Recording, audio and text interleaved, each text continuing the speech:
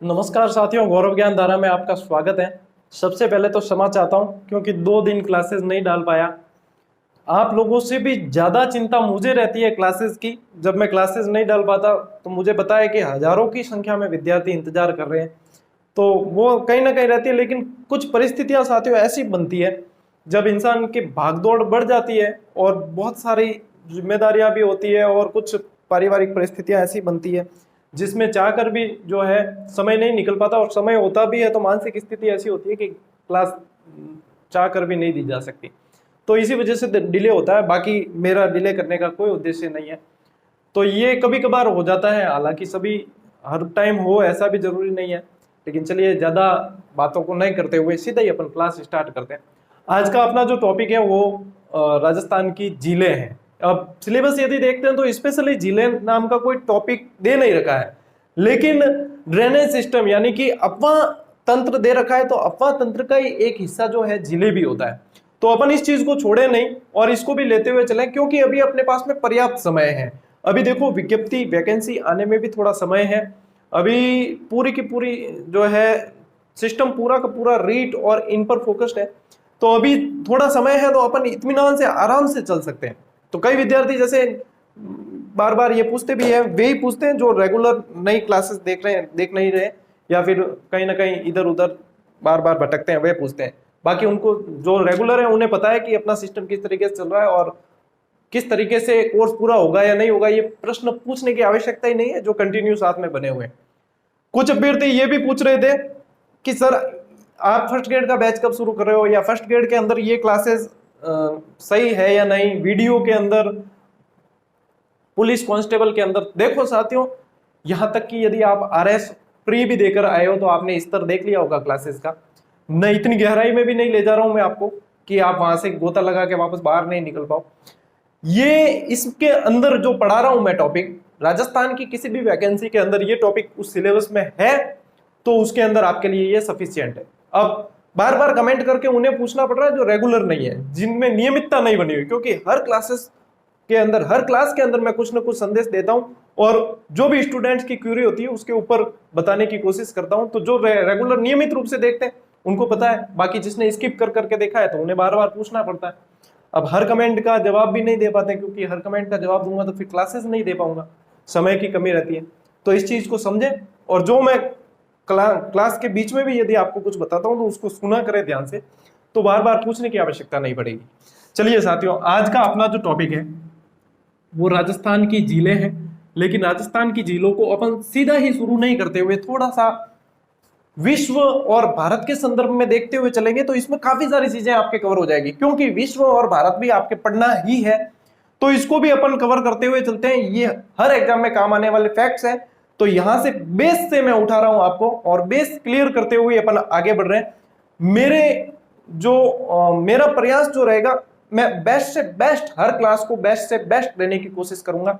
बस आप कितनी नियमितता रखते हैं, आप कितना समर्पण रखते हैं, आप कितना सहयोग बनाते हैं, वो आपके ऊपर है। बाकी मैं मेरी तरफ से क्लासेस में कोई भी कमी छोड़ने वाला नहीं हूं। तो राजस्थान की झीलों के संदर्भ में बात करें, सबसे पहली बात यह आती है कि झील है क्या।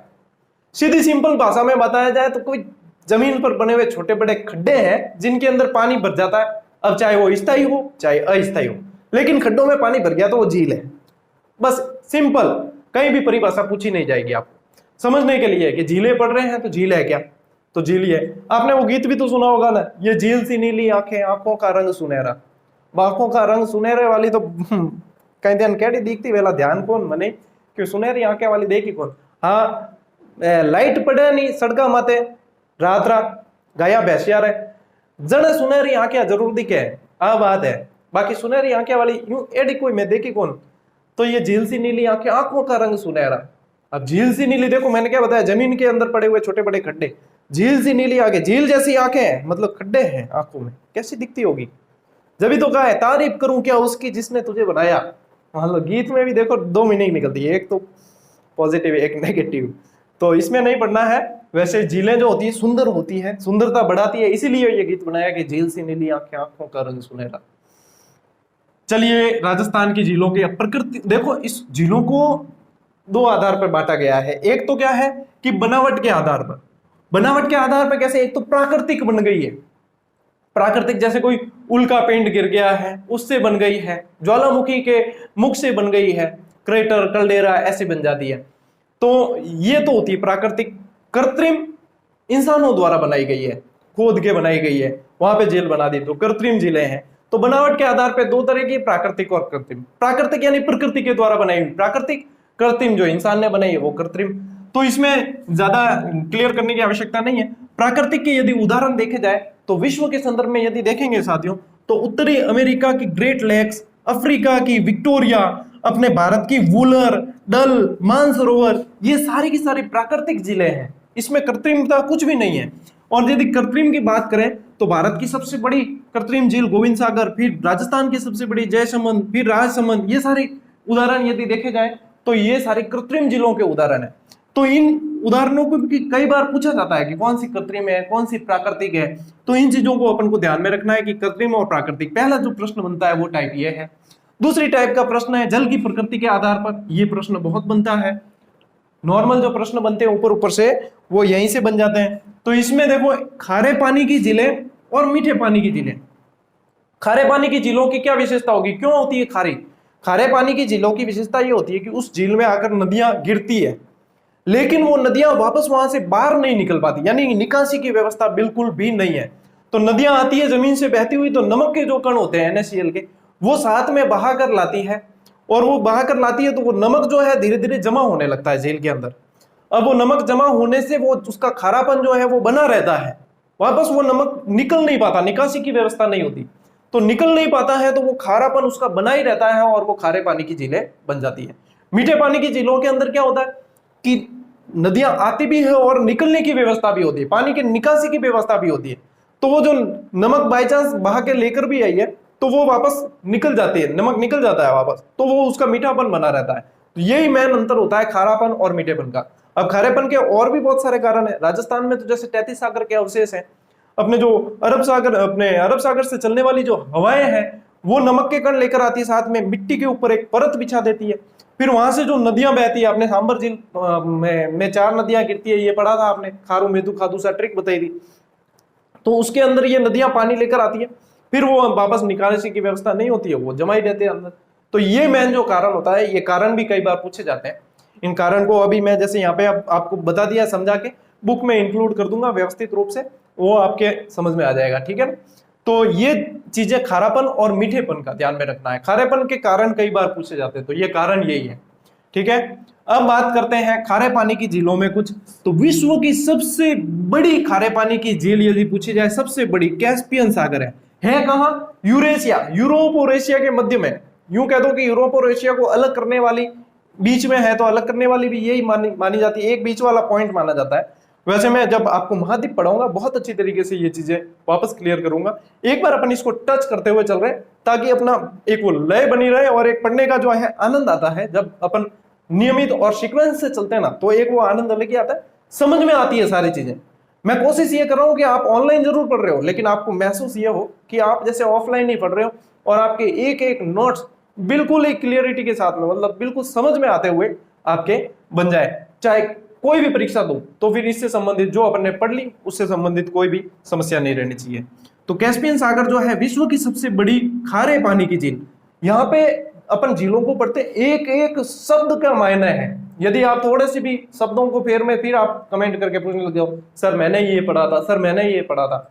आपने पढ़ा है, लेकिन मैं 4-5 किताबों को पढ़कर, और ये जो आंकड़े मैं दे रहा हूँ ये ऑथेंटिक सोर्सेज से दे रहा हूँ साथियों। जैसे जो यूपीएससी की तैयारी के लिए बुक्स पढ़ते हैं उसके अंदर से आंकड़े, बाकी जो ऑथेंटिक मानी जाती है, जिनको प्रमाणिक मान सकते हैं, उनमें से आंकड़े देने की कोशिश करता हूँ। तो ये सारी जो है चीजें टकरा कर मैं देता हूँ आपको। तो ये चीजें देखो, सबसे बड़ी खारे पानी की बता दी, विश्व की सबसे खारी, इन दोनों में अंतर है। ये तो बताई थी सबसे बड़ी खारे पानी की झील और सबसे खारी झील, दोनों में अंतर है। ये सबसे खारी है, सबसे बड़ी नहीं है, लेकिन खारापन बहुत ज्यादा है। अब खारेपन को जो है कैसे, NaCl की मात्रा ज्यादा होने पर खारापन बढ़ता है। सबसे खारी झील यदि देखी जाए तो लेक असल है। अब कई लोगों ने इसको पढ़ा नहीं होगा, क्योंकि ये आंकड़ा बाद में जुड़ा है, डायरेक्ट ही पढ़ लेते हैं। कई जनों ने मृत सागर पढ़ा है तो वो कहेंगे सर हमने मृत सागर पढ़ा है, हमने किताब में मृत सागर। मैं इसके लिए आपको बिल्कुल प्रमाण के साथ में ये बताता हूं कि इसका खारापन जो है 348 प्रति हजार NaCl की मात्रा के कारण, और ये प्रति हजार में होता है, ये 2 बिंदु लगा रखे मैंने यहाँ, प्रतिशत नहीं है, ये ध्यान रखना, प्रति हजार में मापा जाता है। तो 348 प्रति हजार खारापन है। तो सबसे ज्यादा खारापन, यदि ये ऑप्शन में नहीं है तब आप मृत सागर की ओर जा सकते हो। यदि लेक असल ऑप्शन में है और आपने इसको नहीं पढ़ा है तो फिर आपके गलत हो सकता है। तो लेक असल अफ्रीका की जो झील है वो 348 प्रति हजार खारेपन के साथ में सबसे नंबर 1 पर है, सबसे खारी झील। उसके बाद में मृत सागर आती है। मृत सागर के अंदर 337 प्रति हजार खारापन की मात्रा होती है। लेक वॉन जो टर्की के अंदर है, और लेक वॉन टर्की के नाम से ही इसको पूरा नाम ही बोला जाता है, लेक वॉन टर्की। तो लेक वॉन जो झील है वो 330 प्रति हजार खारापन है, और सॉल्ट लेक जो यूएसए की है उसमें 220 प्रति हजार खारापन पाया जाता है। तो मैंने आपको इसके साथ में बताया है, तो अब आपके इससे संबंधित कोई भी शंका बचनी नहीं चाहिए।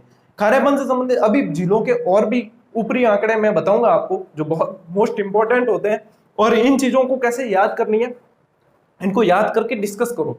जो भी आपके साथी तैयारी करते हैं उनके साथ में डिस्कस करो। ये डिस्कस करने से बिल्कुल कंठस्थ हो जाएगी, और जो कंफ्यूजन होता है ना, सबसे खारी, सबसे बड़ी, ये सारी कंफ्यूजन आपके डिस्कस करने से ही दूर होंगे। तो इसे जरूर करना चाहिए। डिस्कशन बहुत बड़ा ब्रह्मास्त्र होता है एक, और डिस्कशन करने का सबसे बेटर समय यही है। जब एग्जाम पास में आता है तब डिस्कशन बंद कर देना चाहिए, और अब डिस्कशन पूरा फुल करना चाहिए। इससे पढ़ने का मानस भी बनता है, और पढ़ने का तरीका मतलब एक जो है अंदर ललक विकसित होती है, और उसे बहुत बढ़िया आपकी स्टडी हो जाती है। मीठे पानी की बात की जाए, मैंने बताया निकासी और प्रवेश दोनों होता है। विश्व की सबसे बड़ी मीठी झील देखी जाए तो सुपीरियर झील है जो यूएसए की है, और भारत की सबसे बड़ी जो मीठे पानी की झील है वो आपकी वुलर झील है जम्मू कश्मीर के अंदर। तो ये वुलर झील भी आपको ध्यान में रखनी, ये भी ध्यान में। इसके अलावा भी अब मैं आपको और अगली स्लाइड में बहुत सारी झीलें और बहुत सारे जो क्वेश्चन बनते हैं वहां से आपको मैं बता रहा हूं। पहले आप इन्हें नोट करेंगे, और इन्हें नोट करके जैसे ही आप क्लासेस देखते हो उसको तुरंत याद करने की कोशिश करें। क्लास देखिए, फिर एक बार आपके नोट्स बन गए, एक बार पढ़ लो, फिर 4-5 दिन बाद वापस रीडिंग मार लेना, फिर 8-10 दिन बाद वापस मार लेना, कंठस्थ होती जाएगी चीजें। जैसे जैसे मैं पैटर्न बताता हूं पढ़ने का, और जो नियमित जुड़े हुए उन्हें बहुत फायदा होगा। ये चीज अभी नहीं पता चलेगी, लेकिन एग्जाम पेपर जब सामने आएगा तब आपको लगेगा कि हाँ वास्तव में सर की कही हुई एक एक बात सही निकली है। तो इन्हें नोट कर लीजिए पहले, फिर अगली स्लाइड पे चलते हैं अपन।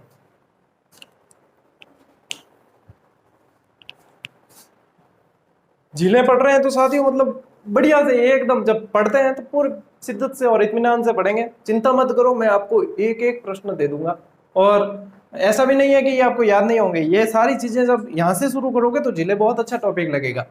तो आप देखो आगे जो अपने बात करते हैं, भारत की सबसे बड़ी खारे पानी की झील, भारत की सबसे बड़ी, सबसे खारी नहीं है, सबसे बड़ी खारे पानी की झील चिल्का उड़ीसा में है, जो एक लैगून झील है। लैगून और क्रेटर और कल्डेरा क्या होती है मैं बताता हूँ अभी। तो चिल्का उड़ीसा, ये ध्यान रखें, भारत की सबसे खारी झील पंचभद्रा, ये बाड़मेर के अंदर है। अब इसे ही पचपद्रा भी कहते हैं, ये ध्यान रखना। पंचा नामक एक व्यक्ति ने बनाई थी तो ये पंचभद्रा कहलाती है। और राजस्थान की सबसे खारी भी पूछ ले तो भी यही है, भारत की भी सबसे खारी यही है। राजस्थान की सबसे बड़ी खारे पानी की झील यदि पूछी जाए तो साथियों सांबर है। 3 जिलों की सीमा बनाती है, जयपुर, नागौर और अजमेर। सांबर को विस्तृत तरीके से पढ़ेंगे अभी अपन। तो ये ध्यान रखना कि सबसे बड़ी खारे पानी की पूछ ले तो सांबर की तरफ जाना है। और राजस्थान की सबसे बड़ी मीठे पानी की झील पूछा जाए, अब यहाँ पे 2 जिले अपन देखते हैं। सबसे बड़ी मीठे पानी की देख लें तो कई जगह आपको पुष्कर मिलेगा, कई जगह आपको जयसमंद मिलेगा। मैं आपका डाउट यहीं पे क्लियर कर दूं कि पुष्कर कैसे और जयसमंद कैसे। जयसमंद कृत्रिम झील में सबसे बड़ी मीठे पानी की झील है, और पुष्कर जो है प्राकृतिक झीलों में सबसे बड़ी मीठे पानी की झील है। अब प से प ऐसे याद रखना ना, देखो प है और प है, और वैसे अपने जयसमंद सबसे बड़ी मीठे पानी की झील है। विश्व की सबसे गहरी झील, जो गहरी बहुत ज्यादा है, वो आपकी बेकाल झील है रूस के अंदर। ये लगभग जो है 1620 मीटर गहरी है। अब 1620 यानी कि ऐसे किलोमीटर में देखा जाए तो 1.5 किलोमीटर हो जाएगा, है ना। 1000 मीटर का 1 किलोमीटर होता है ना, तो 1.5 किलोमीटर लगभग गहरी है। इतनी गहरी झील है ये बेकाल झील। विश्व की सबसे ऊंचाई पर स्थित झील कौन सी है? तो विश्व की सबसे ऊंचाई पर देखो, ऊंची इतनी है तो नाम भी इतना बड़ा है, ओजस डेल सलेरो, अर्जेंटीना की।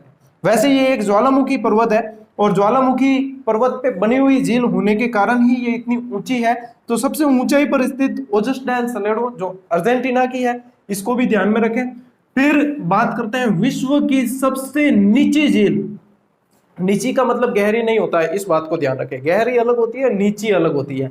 तो सबसे नीचे परिस्थिति या नीची झील जो है वो मृत सागर है, अफ्रीका वाली, वही अभी खारे पानी में पड़ी थी, वही है। भारत की सबसे ऊंची झील, भारत की सबसे ऊंचाई पर स्थित देखी जाए तो देवताल, ये ताल नाम की जो भी झीलें आती है ज्यादातर हिमाचल प्रदेश में ही है, ठीक है ना। तो इस चीज को भी थोड़ा ध्यान रखें। और ये नाम देखो कैसा है, लोचुमा, सिक्किम के अंदर है। तो इन दोनों में से देखो आयोग द्वारा दोनों को एक एक बार सही माना गया है, तो इसीलिए मैंने दोनों इंक्लूड किया है। दोनों ऑप्शन में आता है ना तो प्रश्न डाउटफुल हो जाता है, फिर वहां न तो लॉस है न अपने को फायदा है। लेकिन इन दोनों को ही ध्यान में रखना। लोचुमा सिक्किम की है, अलग अलग पुस्तकों में भी देखा मैंने, तो अलग अलग पुस्तकों में अलग अलग दोनों के नाम अलग अलग दे रखे हैं, इसलिए मैंने दोनों नाम आपको बता दिए। और राजस्थान की सबसे ऊंची झील बात की जाए तो नक्की झील है। नक्की झील के बारे में, वैसे तो ये क्रेटर झील है, लेकिन कहा जाता है कि इसका निर्माण देवताओं ने करवाया, नाखून से करवाया, इसलिए नक्की झील एक रात में बताते हैं कि इसको खोद दी गई। 125 मीटर गहरी है ये, एक गहराई इसकी 125 मीटर बताते हैं। तो बात करें राजस्थान की सबसे नीची झील, तो सबसे नीची झील तलवाड़ा झील है।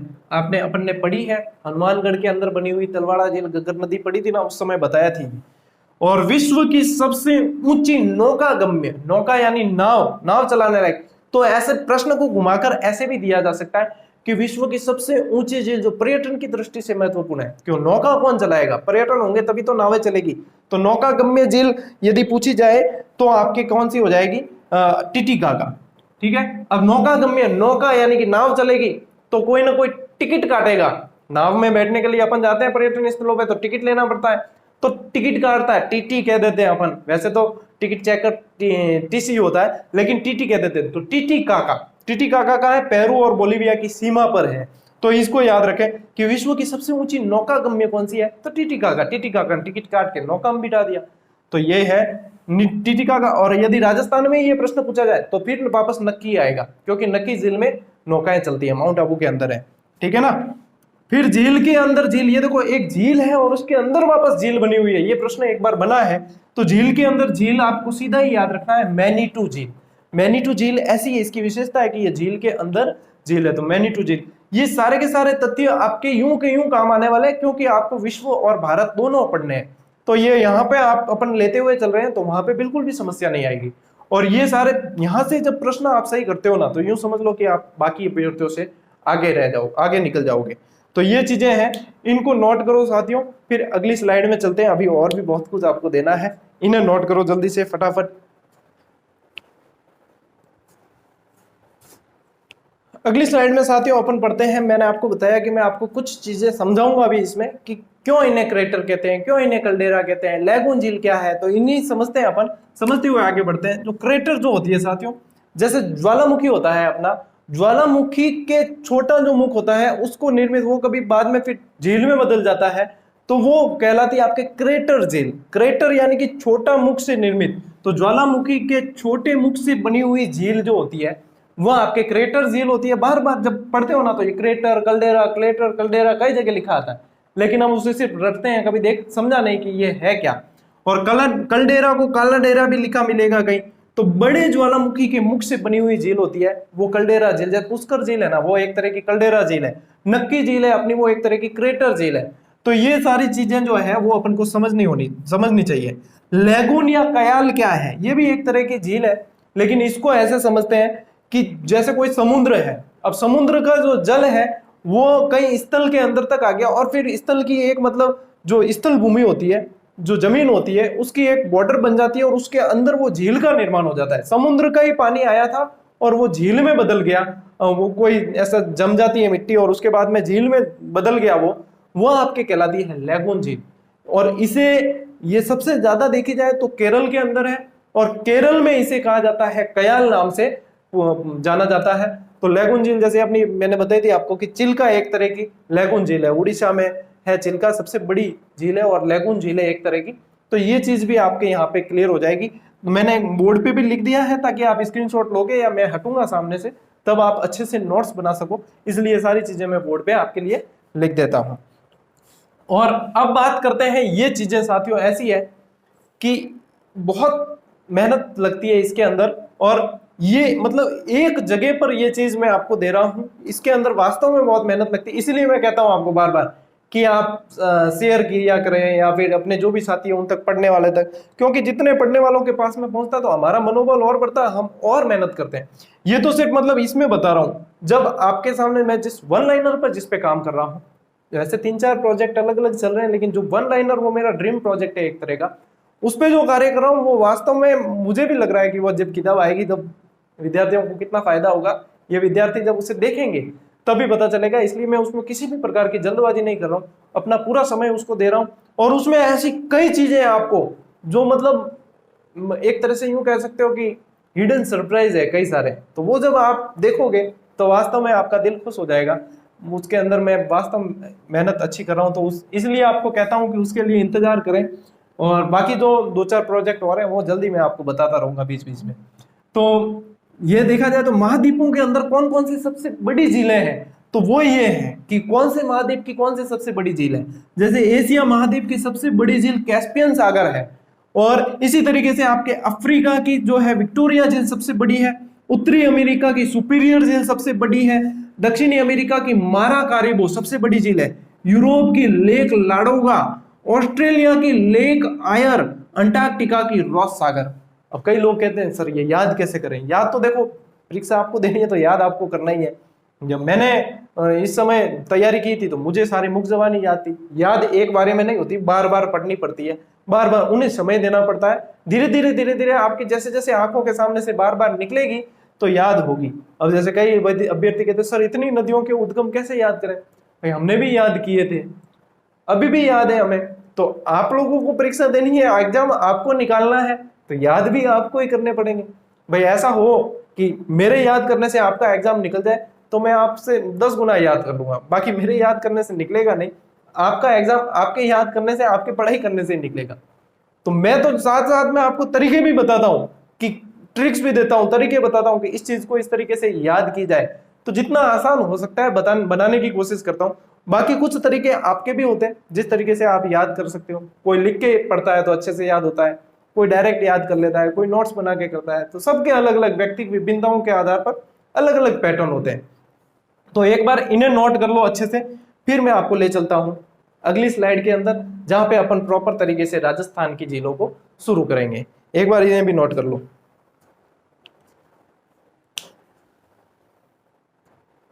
साथियों, राजस्थान के एग्जाम में जो प्रश्न बनता है उसमें सबसे ज्यादा प्रश्न देखे जाते हैं जो सीधा ही पूछ लिया जाता है कि निम्न में से कौन सी खारे पानी की झील है या खारे पानी की झील नहीं है।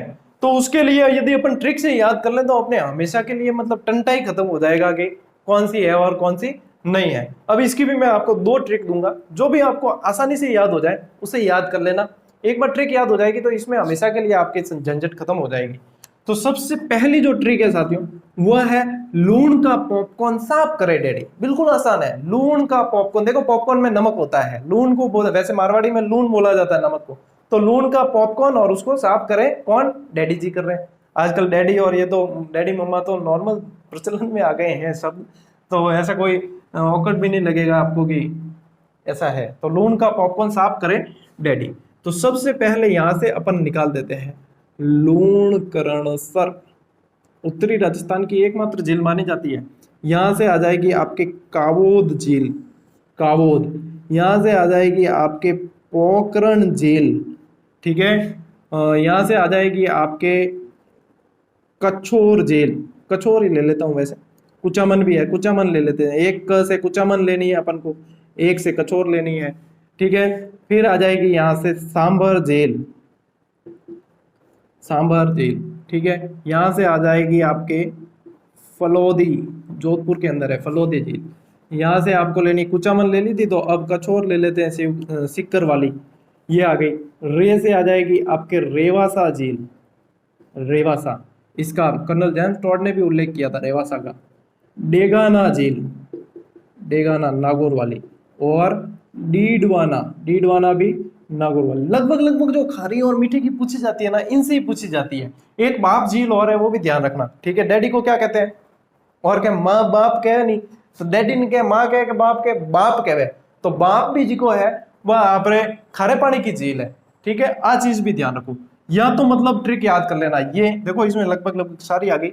और या फिर आप याद करो तो दूसरी एक जो कॉमन ट्रिक है, बहुत चलती है, वो भी आसान है याद करनी भी, तो उसको ऐसे याद करो, बारे, बारे, मतलब कोई आश्चर्य की चीज हो रही हो, बारे यू कैन, तो बारे साड़ी का पल्लू, साड़ी का पल्लू